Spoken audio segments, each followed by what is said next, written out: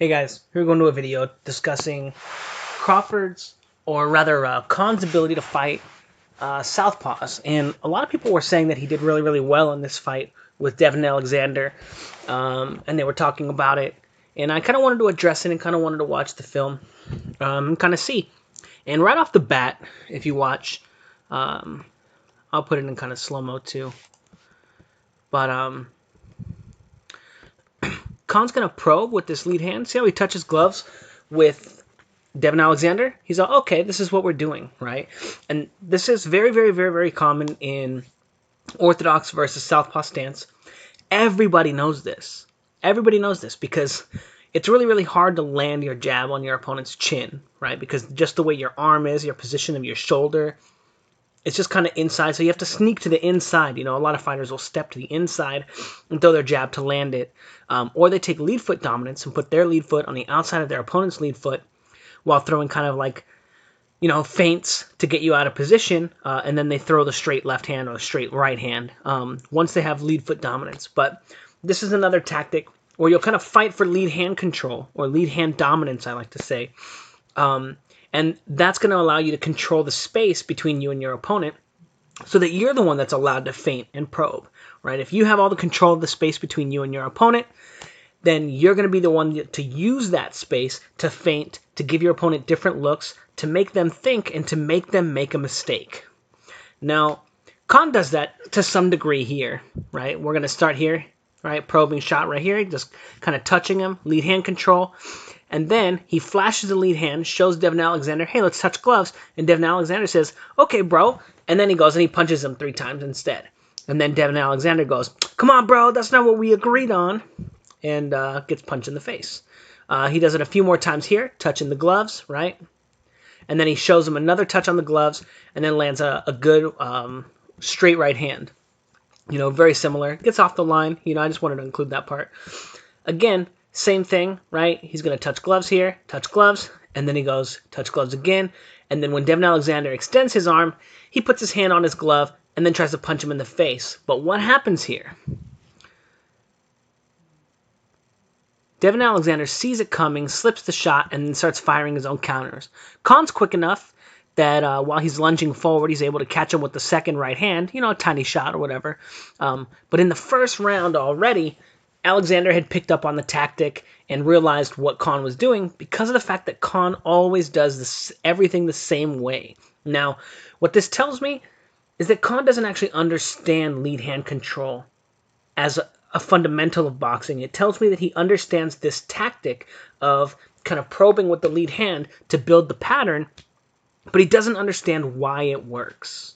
He just sees it as something, coach, what should I do? Do this. Okay, done, right? But there's no thought behind it because he gets really, really careless throughout the rest of the fight.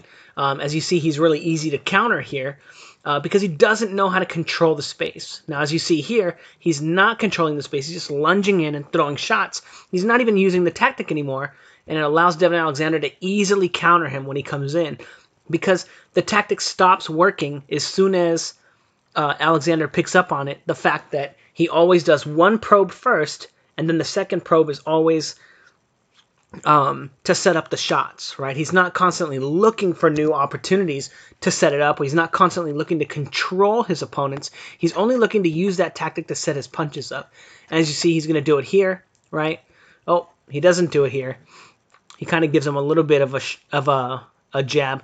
But then he winds up going back to his old thing, just like in the last video I showed, where he steps with his punches, and he's really easy to time. Now, it took Devin Alexander, 8 rounds to figure it out, but he caught Khan with that shot, and he hurt him.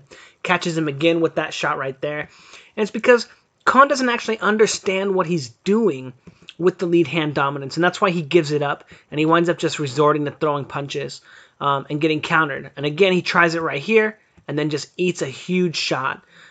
Because he makes it so obvious, because he doesn't understand that he needs to be gauging his opponent's reactions with this tactic, not just using the tactic and setting it up and saying, hey, it's going to work because it always works, because here it doesn't work at all, and he just eats a big straight left hand.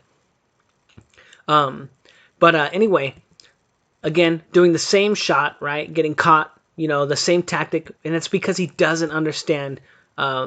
He doesn't understand why the tactic works when it's supposed to work, and then just winds up resorting to walking into shots and stepping in again, probing, and just getting countered. Even though that's not a clean shot from Devin Alexander, Devin Alexander was able to pick up on what he was doing and make Khan make a lot of mistakes. Even though Khan thoroughly won the fight, like there's no question about that.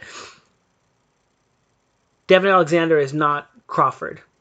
He doesn't have the boxing IQ that Crawford does. He doesn't hit as hard as Crawford does. He doesn't switch southpaw orthodox. He doesn't have power in both hands like Crawford does.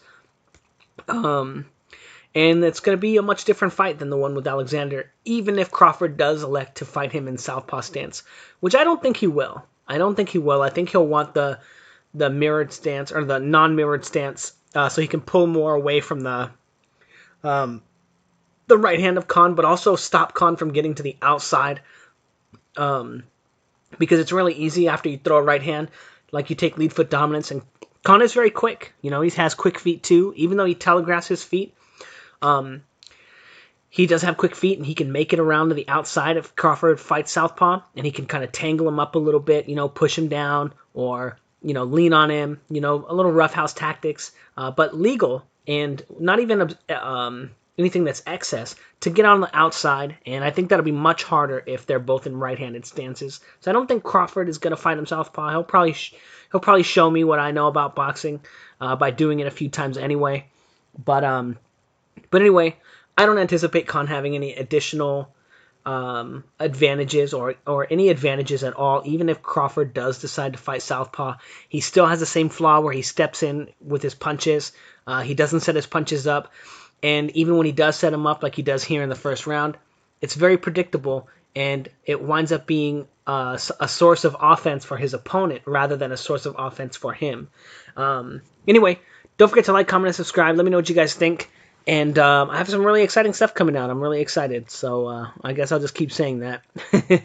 But yeah, thanks, guys.